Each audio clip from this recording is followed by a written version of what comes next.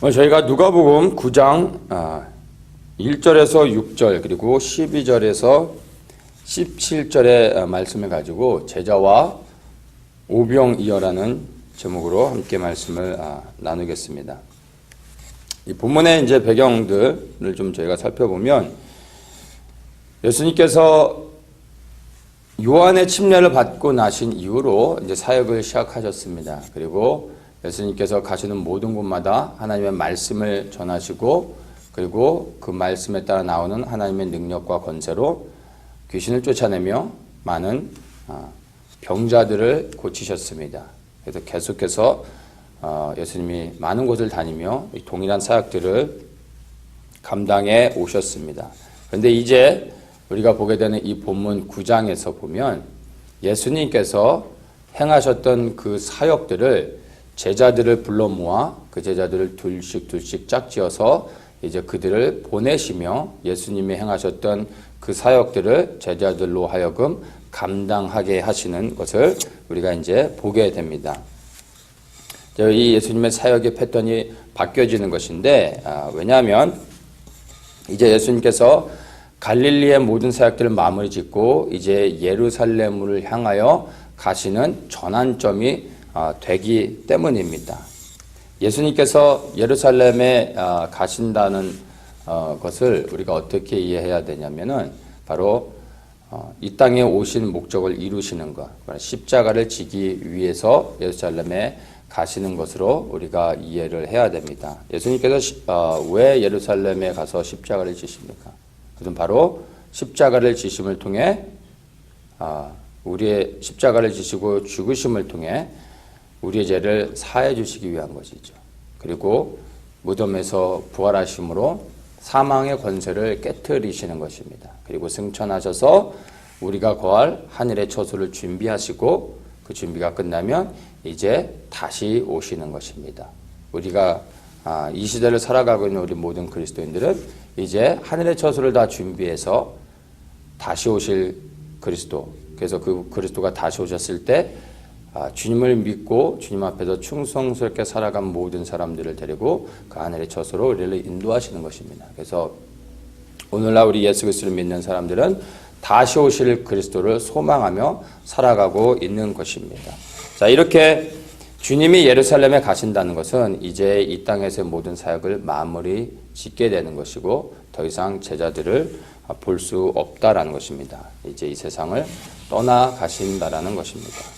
그래서 예수님께서 예루살렘에 입성하시기 전에 이제 예수님이 하시던 그 사역들을 제자들이 동일하게 할 수 있도록 홀로 서기를 할 수 있도록 제자들을 이제 훈련시키기 위해서 이 9장에서부터 이제 예수님이 제자들을 보내시고 동일한 사역들을 감당하게 하시는 것을 우리가 이제 보게 되는 것입니다. 자, 먼저 1절에서 6절까지의 내용을 보면 예수님께서 제자들을 파송하는 이야기가 나오고 그 다음에 12절부터 17절까지 보면 우리가 잘 아는 오병이어의 그 이적이 기록되어 있습니다.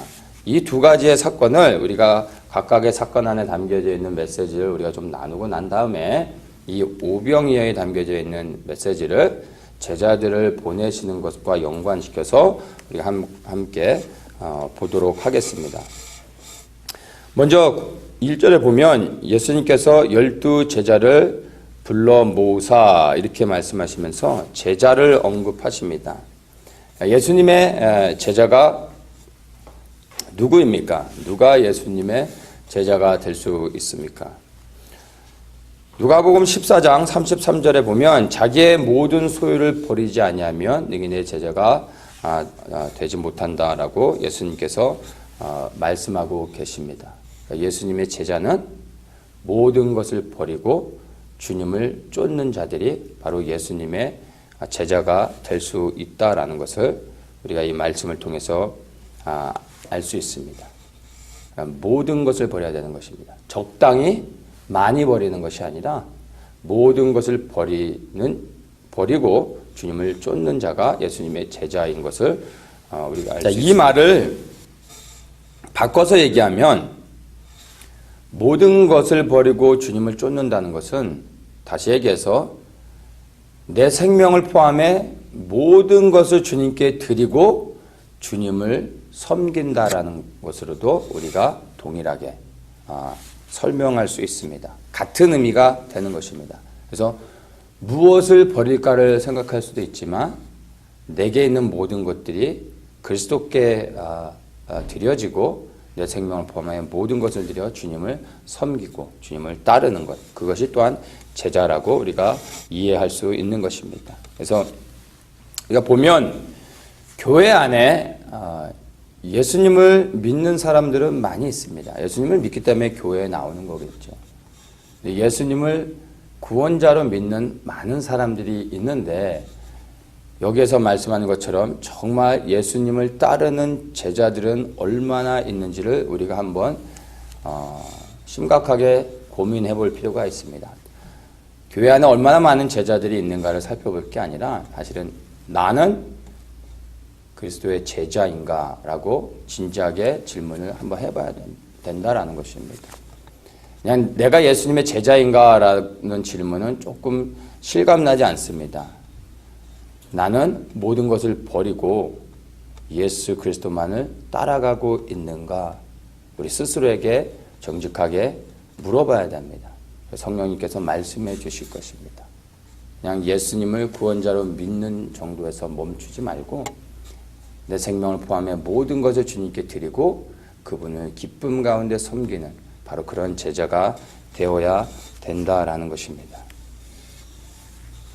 마태복음 28장 18절 우리가 다 아는 예수님이 제자에게 주신 지상 대명령을 보면 모든 족속으로 제자를 삼고 말씀을 하나님의 가르쳐 주신 그 말씀을 가르쳐 지키게 하라라고 명령하고 있음을 우리가 볼 수 있습니다. 그러니까 복음을 전하는 목적이 예수님을 구원자로 믿습니다라는 고백을 하게 하거나 아니면 교회 안에 사람들을 모아놓는 어떤 교인이 되게 하는 그런 정도가 아니라 바로 모든 것을 버리고 예수님을 따르게 만드는 그러한 제자를 만드는 것이 바로 복음을 전하는 목적인 것을 우리가 다시 한번 상기해야 된다라는 것입니다. 예수님께서 우리를 세상에서 구별된 제자로 세우시고 그리고 복음을 전하는 자로서 다시 세상 가운데 열방으로 우리를 보내시길 원하신다라는 것입니다. 제자를 부르시는 주님의 음성을 구별하여 듣고 그 구별된 가운데 세워져 그 부르심 가운데 다시 이제 열방으로 나아가 주님의 제자의 사명을 감당하는 모든 분들 되시기를 예수님의 이름으로 축복합니다. 1절과 2절을 제가 한번 읽겠습니다. 예수께서 12제자를 불러 모으사 모든 귀신을 제어하며 병을 고치는 능력과 권세를 주시고 하나님의 나라를 전파하며 앓는 자를 고치게 하려고 내어 보내시며. 자, 1절에서는 이렇게 말합니다. 모든 귀신을 제어하며 병을 고치는 능력과 권세. 또 2절에서는 하나님의 나라를 전파하며. 1절에 능력과 권세, 2절에 하나님 나라의 전파. 이 두 가지 단어 가운데 여러분 들었을 때 1절의 단어가 클릭이 됩니까? 아니면 2절의 단어가 클릭이 되십니까? 능력과 권세가 클릭이 되셨습니까? 아니면 하나님 나라의 전파 이것이 여러분들에게 클릭이 되셨습니까? 무엇이 더 여러분들을 주목하게 만들었습니까? 만약 오늘날에 우리가 이 두 가지를 가지고 세미나를 연다면 귀신을 제어하며 병을 고치는 능력과 권세 세미나, 하나님 나라의 복음의 세미나 이 두 가지를 연다면 어디에 더 많은 사람들이 몰릴까요? 제가 아마 모르긴 몰라도 제가 장담할 수 있는 것은 아마 능력과 권세 이 세미나에 수많은 사람들이 몰리지 않을까 생각을 합니다. 이게 오늘날 많은 그리스도인들의 관심인 것입니다. 어떻게 하면 하나님의 능력과 권세를 더 받을 수 있을까? 이것들을 가지고 사용할 수 있을까? 이런 것이 오늘날 많은 사람들의 관심이라는 것입니다. 우리가 알아야 될 것이 능력과 권세는 복음을 증거하는 데 있어서 필요한 것이지만 이것은 하나님 나라의 복음을 전파하는 것에 있어서 효과적으로 그 복음의 증거를 위해 하나님이 주시는 도구에 불과한 것입니다. 능력과 권세를 받았기 때문에 아니면 능력과 권세를 받아야지만 하나님 나라의 복음을 증거할 수 있는 것이 아니라 내가 하나님 나라의 복음을 증거하고 그 복음을 전파하는 자로 살아갈 때 하나님의 능력과 권세가 그 증거하는 말씀을 통하여 나타나게 된다라는 것입니다. 하나님의 복음을 전하는 자에게 또한 능력과 권세를 주신다라고 약속하고 있는 것입니다. 하나님 나라의 복음보다 능력과 권세를 더 의지하고 그것을 붙잡게 되면 시작은 어떨지 모르지만 그 끝은 반드시 능력과 권세로 하나님 나라의 복음을 대적하는 자리로 갈 수 있게 됩니다. 이것이 위험한 요소가 되는 것입니다. 그래서 항상 우리는 능력과 권세를 주목하거나 따라가고 그것을 구하려고 하는 것이 아니라 하나님 나라의 복음의 능력을 더욱더 누리는 것입니다. 그리고 그 복음을 붙잡고 그 복음을 전하는 자가 되는 것입니다. 그럴 때 능력과 권세는 우리에게 따라오게 되고 나타나게 하시는 것입니다. 그래서 이 제자의 정체성은 얼마나 많은 능력과 권세를 가지고 있느냐, 그것이 나타나느냐가 사실 아닙니다. 오히려 말씀에 순종하여 복음을 증거하고 있느냐 없느냐, 모든 것을 버리고 오직 예수 그리스도를 따르며 그분만을 섬기고 그분에 대해 순종하고 있느냐, 능력과 권세가 없다 할지라도 조금도 주님을 의심하지 아니하고 또 두려워하지도 아니하고 담대히 말씀에 순종하여 복음을 전파하고 있느냐, 바로 이것이 제자의 정체성으로 우리가 발견할 수 있는 것입니다. 이렇게 제자가 되어 하나님의 말씀에 순종해요 하나님 나라를 전파할 때 바로 능력과 권세는 반드시 따라오며 나타나게 되어 있습니다. 이게 복음의 능력인 것입니다. 바로 그러한 복음을 증거하는 자로 살아가실 때 하나님의 능력과 권세가 나타나 그 증거하는 말씀이 더욱더 확증되어지는 여러분들의 삶이 통하여 그러한 놀라운 능력들이 나타나기를 축복합니다. 자, 이렇게 예수님께서 이제 제자들을 세우시고 능력과 권세를 주시며 보내시고 계십니다. 그런데 그들을 보내시면서 3절에 하시는 말씀이 이르시되 여행을 위하여 아무것도 가지지 말라. 지팡이나 주머니나 양식이나 돈이나 두벌 옷을 가지지 말며 어느 집에 들어가든지 거기서 유하다가 거기서 떠나라. 이렇게 말씀하고 계십니다. 제자들을 이제 보내시면서 복음을 증거하게 하시는데 아무것도 가지고 가지 말라고 말씀하고 계십니다. 그러면서 지팡이나 주머니나 양식이나 돈, 두벌 옷, 이 모든 것을 가져가지 말라고 말하고 계십니다. 근데 이 여행을 위해서 정말 필요한 것들이 지금 가지고 가지 말라고 하신 것들입니다. 그 당시에 여행하는 사람들이 긴 여행을 하는 사람들이 이 지팡이를 꼭 가지고 다녔습니다. 그것은 유사시에 자신을 보호할 수 있는 이 무기가 되는 것이고요. 도적들로부터 아니면 야생 그 동물로부터 자신을 보호할 수 있고 또 먼 거리를 여행할 땐 평평한 길만 가는 것이 아니라 험한 길과 골짜기 강을 건너기도 하고 여러 가지 장애물이 있을 때 그 지팡이가 그 여행을 하는 데 있어서 유용한 것이죠.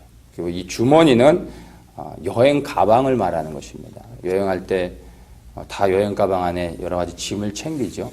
그리고 양식이 필요합니다. 오늘날처럼 뭐 컨비니언스 스토어가 곳곳에 있는 게 아니라 자기가 먹을 음식을 다 싸가야 되죠.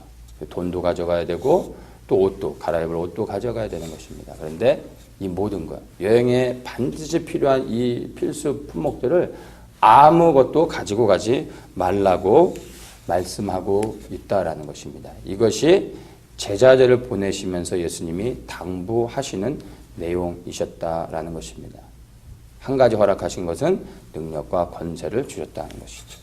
왜 제자들에게 복음을 증거하러 이제 곳곳으로 보내시면서 아무것도 가지고 가지 말라고 말씀하셨을까요?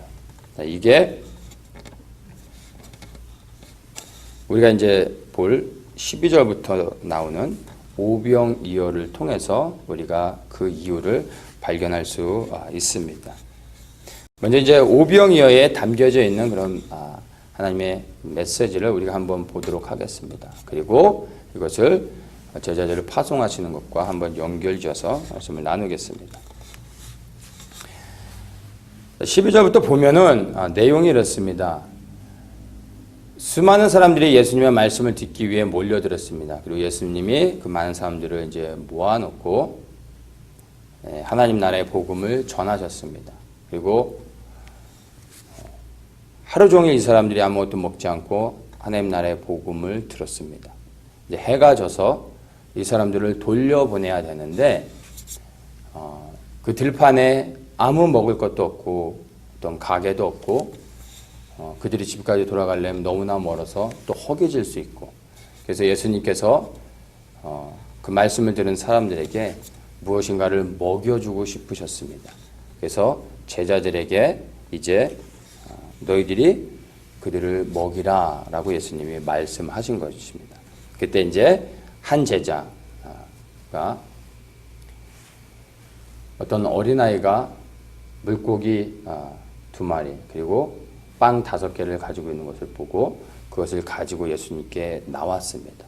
그리고 예수님은 그 오병이어 빵 5개와 물고기 2마리 위에 축사하신 다음에 축복하시고 난 후에 그것을 띄어서 제자들에게 나눠주며 이것들을 사람들에게 모여있는 사람들에게 나눠주라고 말씀하셨습니다. 그때 이제 남자만 5,000명이었다고 하는데 여자와 어린아이들까지 포함하면 최소한 10,000명 단위 이상으로 늘어나겠죠. 많은 사람들을 배불리 먹이고도 12광주리가 남았다라고 이 말씀을 통해서 우리가 발견할 수 있습니다. 이것이 우리가 잘 아는 오병이어의 사건입니다. 이 순서를 보면은 다시 정리하면 이렇습니다. 야고보가 한 제자인 야고보가 예수님께 오병이어를 가지고 옵니다. 예수님은 그 위에 축사하시고 그것을 떼어 제자들에게 주고 제자들이 그것을 사람들에게 나누어 주었습니다. 자, 능력이 누구로부터 나갔습니까? 제자들입니까? 아니면 예수님입니까?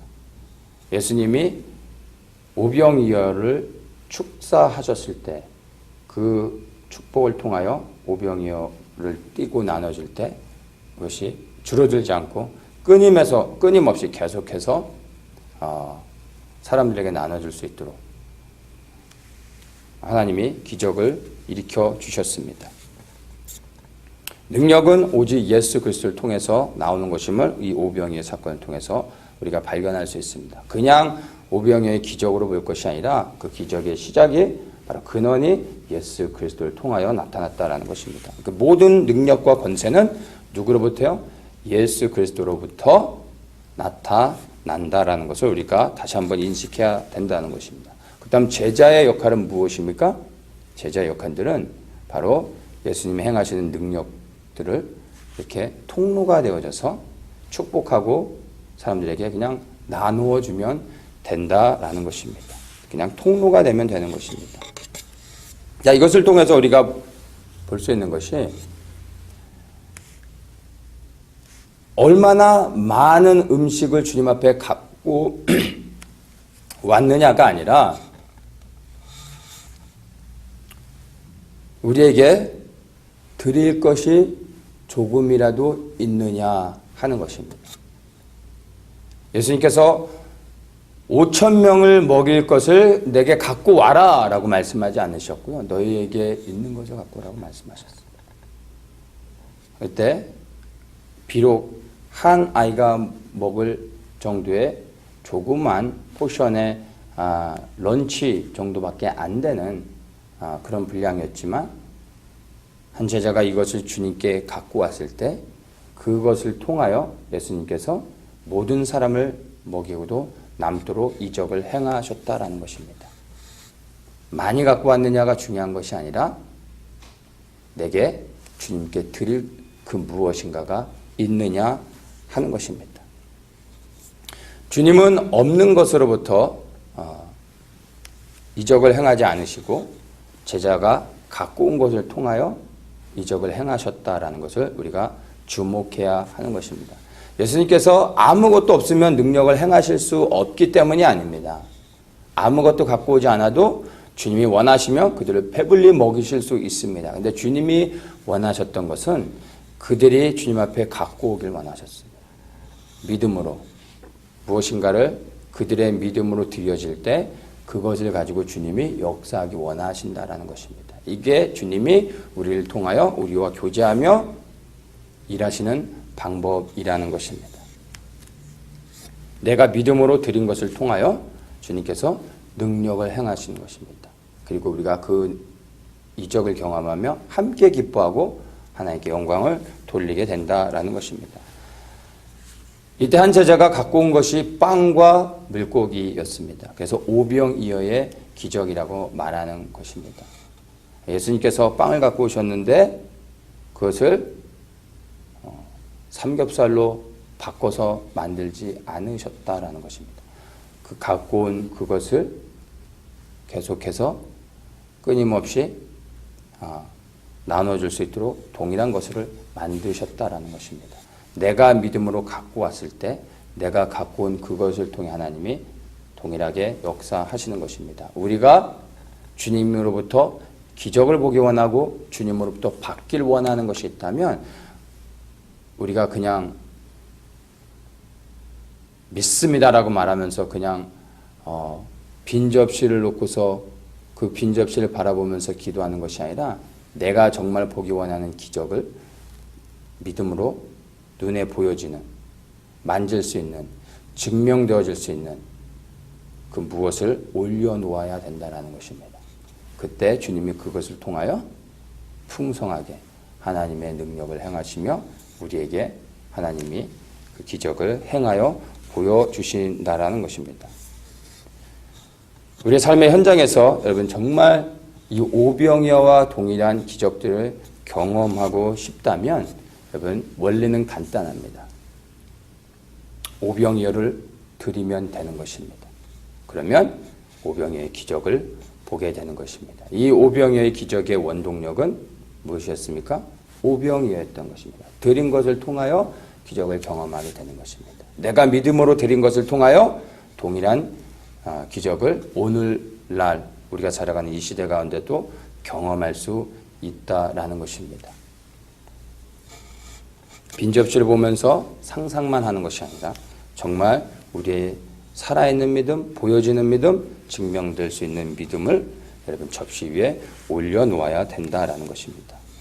이것은 큰 믿음, 능력 있는 믿음 이런 것이 아니고요. 그냥 정말 보여지는, 만질 수 있는, 실제하는 우리의 믿음을 올려놓아야 된다라는 것입니다. 모든 것을 버리고 주님을 따르십시오. 그리고 말씀에 순종해서 복음을 전하십시오. 그리고 난 후에 믿음으로 드리십시오. 그러면 여러분의 삶의 현장에서 오병이어의 기적을 반드시 경험하실 것입니다. 이것이 복음을 전하는 자들에게 따라오는 하나님의 은혜요 또한 능력인 것입니다. 자, 이제 이 오병이어를 주님이 제자들을 파송하며 보내시는 것과 연결지어서 한번 말씀을 한번 보도록 하겠습니다. 3절에 다시 보면 여행을 위하여 아무것도 가지지 말라라고 말씀을 하셨습니다. 그리고 제자들은 그 말씀에 순종하서 아무것도 가지지 않고 복음을 전하러 나갑니다. 그리고 어느 집에 들어가든지 그 집에서 유하고 그 집에서 주는 것을 먹고 그리고 복음을 증거하며 또다시 다른 마을로 가서 동일하게 일합니다. 그랬더니 6절에 제자들이 나가 각촌의 도로 행하여 처처에 복음을 전하며 병을 고치더라 라고 말하고 있습니다. 그 말씀에 순종하여 그대로 행했더니요, 그들이 많은 곳을 돌아다니면서 복음을 증거하고 병든 자를 치유했습니다. 아무것도 가지고 가지 않았지만 그들은 굶지 않았고요, 그들은 헐벗지 않았고, 그들은 하나님의 복음을 증거했을 뿐만 아니라 병을 고치며 그 말씀에 따라오는 능력을 통하여 즉시로 많은 사람들이 자유를 얻고 하나님 나라의 그 생명과 능력을 경험하게 했습니다. 성공적인 모든 사역을 다 감당했다라는 것입니다. 여행을 위하여 아무것도 가지고 가지 말라고 하신 이유는 제자들을 예수님께서 고생시키려고 하셨던 것이 아니라 오직 예수님만을 의지하도록 하기 위한 예수님의 명령이셨던 것입니다. 모든 것을 버리고 주님을 쫓는 자들, 그들이 제자이죠. 제자가 되기 위해서는 정말 적당히가 아니라 모든 것을 버려야지 주님의 제자가 될 수 있습니다. 모든 것을 버리고 주님을 쫓아야 끝까지 주님을 따라갈 수 있다라는 것입니다. 이렇게 모든 것을 버리고 주님을 쫓는 제자들이 복음을 증거하는 일을 감당하기 위해 또다시 이것저것 챙겨서 가려고 한다면 주님을 따르는 제자라고 말할 수가 없는 것이죠. 이미 모든 것을 버리는 것은요, 한순간에 일어나는 일이 아니라 매일의 삶 속에서 정말 그리스도만을 따라가며 다른 모든 것들을 내려놓을 수 있어야 된다는 것입니다. 복음을 증거하는 삶의 현장 가운데서도 주님을 따라가는 그 순간순간 가운데서도 이 모든 것을 버리고 오직 주님만 따르는 것은요, 동일하게 요구되어지는 것입니다. 인생 가운데 딱 한 번 이례적인 사건으로 끝나는 것이 아니라 매일의 삶 속에서 모든 것을 버리고 오직 주님만을 바라보며 나아가야 된다는 것입니다. 주님만을 의지해야 된다는 것입니다. 바로 그렇게 주님만을 의지하며 모든 것을 버리고 따라가는 제자들이 복음을 증거할 때 또다시 이것저것 챙겨가게 되면 예수 그리스도를 의지하는 것이 아니라 내게 손에 주어진 것, 내가 가지고 있는 것들을 먼저 바라보게 되는 것입니다. 그러면 주님을 놓칠 수밖에 없다라는 것이죠.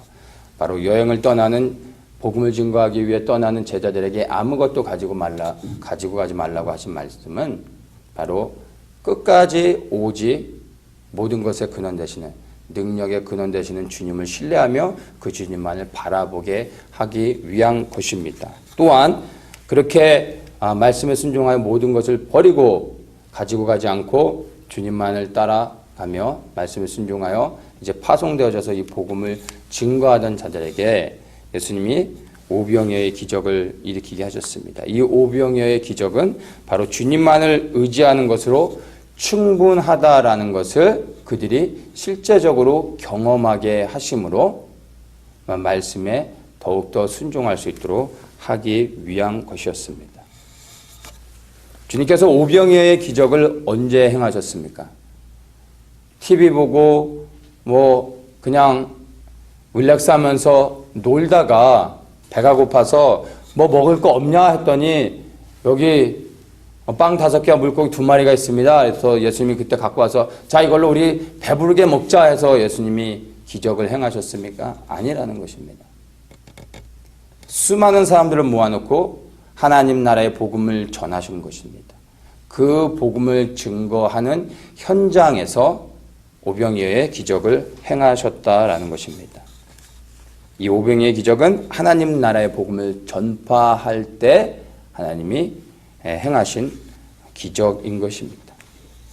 우리가 예수님의 제자로서 그분의 죽으심과 부활의 증인으로서 이 복음을 전하는 자로서 살아갈 때 성령님께서 우리와 함께 하시며 복음의 능력이 바로 우리를 통하여 나타날 수 있도록 그렇게 역사해 주신다는 것을 우리는 믿어야 되는 것입니다. 예수님 당시에는 이 예수님을 따르는 제자들에게 예수님이 능력으로 이 오병이어의 기적을 행하게 해주셨습니다.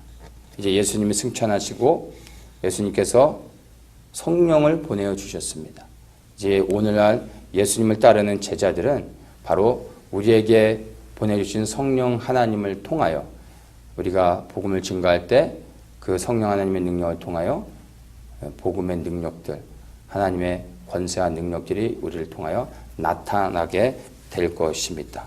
이렇게 말씀에 순종하여 믿음으로 행하는 예수님의 제자가 되십시오. 그리고 말씀을 따라 그렇게 모든 것을 버리고 주님을 온전히 신뢰하며 나아가십시오. 그러면 우리의 삶 속에서 오병이어의 그 기적들을 경험하게 될 것이고, 그 오병이어의 기적은 제자들만 경험하며 누린 것이 아니라 그 오병이어를 통하여 수많은 사람들이 배불리 먹으며 하나님의 은혜를 누렸다라는 것입니다. 우리가 말씀에 순종하여 제자로서 정말로 주님께 모든 것을 버리고 따르며 순종할 때 우리를 통하여 하나님께서 정말로 이 능력들이 나타나 우리뿐만이 아니라 바로 수많은 하나님의 말씀을 듣고 따르길 원하는, 또 제자가 되길 원하는 하나님의 백성들을 먹이며 채우며 그들을 세워줄 것을 우리가 믿으며 그렇게 제자로 부르신 가운데 세워져 주님을 신뢰하며 나아가는 우리 모든 성도님들 되시기를 예수님의 이름으로 축복합니다.